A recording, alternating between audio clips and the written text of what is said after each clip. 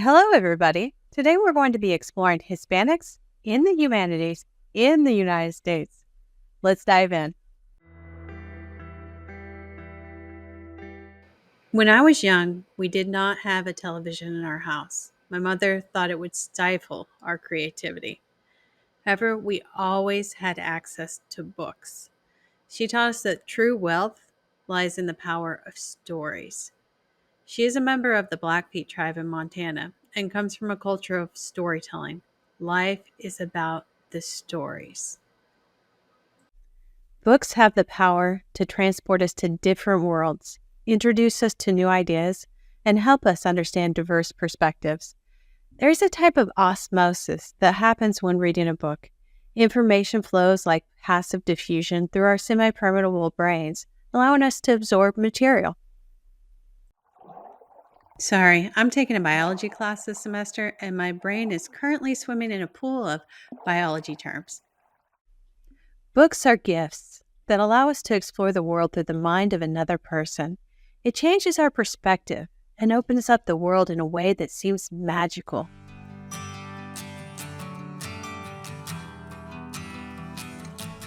Have you ever read a book and it changed you in a real and tangible way? When I was a teenager, I ran across a worn-out looking book in my family's library. I don't know how the book got there. I had never seen it before that moment. It was Carlos Castaneda's book, The Teachings of Don Juan, a Yaqui way of knowledge. I opened the book, and I couldn't put it down. I don't think I slept that night. It was like I was sucked into another world. And when I finally closed the book, it was morning, and my mind was buzzing with new ideas and thoughts. New concepts that seemed to defy the laws of physics emerged. Shamans, shapeshifters, and things that seemed to be in the realm of fantasy bordered on the edge of my peripheral. This book explored the philosophy of the world through an indigenous lens. It gave value and space to the wisdom of Native Americans. I ran up the stairs to my mother, who had just woken up, and bombarded her with all the questions. Here she was, in all her sleepy glory, a real life Native American. It was like I hadn't realized who she was until that very moment.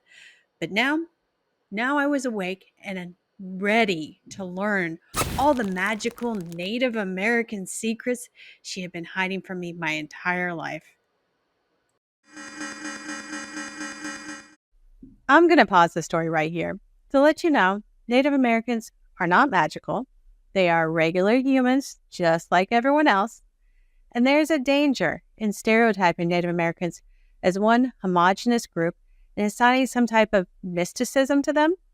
There are literally hundreds of tribes that exist in the Americas, all with their own customs, languages, and culture, and it would be inaccurate to apply the same beliefs of one indigenous group to all Native Americans.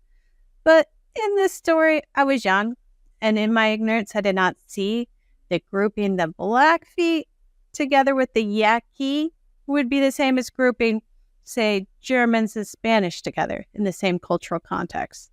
They live on the same continent, but have very different cultures. My mother lovingly refrained from laughing out loud at my newfound enlightenment, although I'm pretty sure she was tempted. Instead, she humored her sleep-deprived, delusional daughter with a crash course into our family history. The story she told me was not a bedtime story for children. People don't like talking about trauma, and the historical accounts of what she told me were heart-wrenching. It felt like frozen blood in the snow, the cold carcass of a buffalo with its tongue cut out.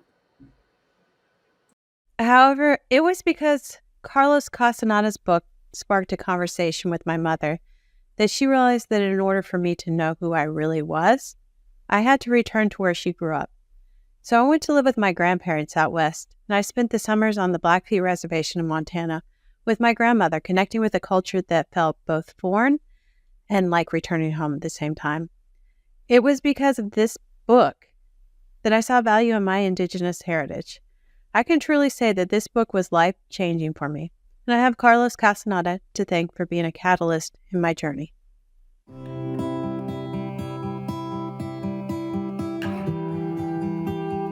Carlos Castaneda was a Peruvian American author and anthropologist.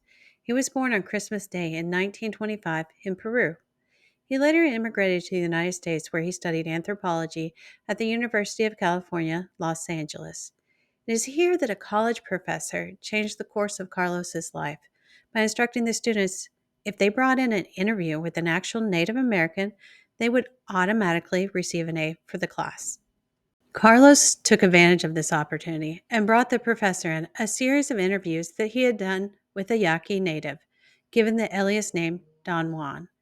The professor was blown away, and not only did Carlos receive an A for his class, but he also received an MA from the college, and they published his work under the title of the Teachings of Don Juan, and they wanted more.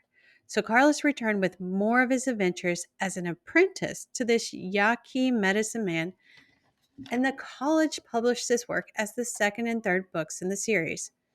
Furthermore, they granted Carlos an honorary PhD for his contributions to the field of anthropology. Now for the controversy. Are Carlos Castaneda's books works of nonfiction or fiction? This has been a topic of debate, and many skeptics doubt the true authenticity of Carlos's accounts.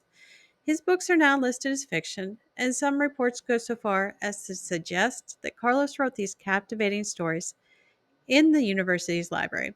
But whether his work is real or fiction, Carlos has left a lasting impact on the field of anthropology and popular culture. And it is without a question that Carlos Castaneda is a legendary storyteller. Okay, now this is where things get weird. Carlos's first book was published in the late 1960s, with other books in the series being released in the 1970s. Due to the spiritual nature of the teachings of Don Juan, Carlos ushered in the New Age movement.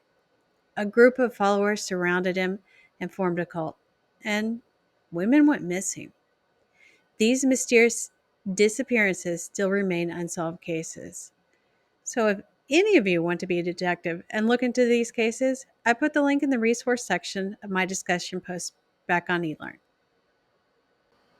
Now we come to the important question. Should you read the teachings of Don Juan? No, you should definitely not read Carlos Castaneda's work. I see you look confused. I just spent this entire video talking about how Carlos Castaneda's books changed my life. Now, I'm not denying that the teachings of Don Juan are mind blowing. They are. And that is why I need to warn you to stay away from these books. I feel like it is my civil duty to help you preserve your sense of reality. These books will crack your mind. The lines between what is real and what isn't will become blurred. The idea of the structured world that you grew up in will be completely and utterly destroyed. So, for your sake, I'm going to recommend that you stay as far away as you can from Carlos Castaneda's books.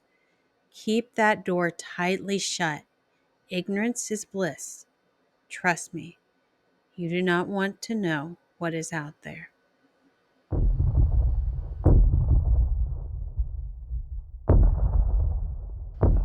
Wait, what are you doing?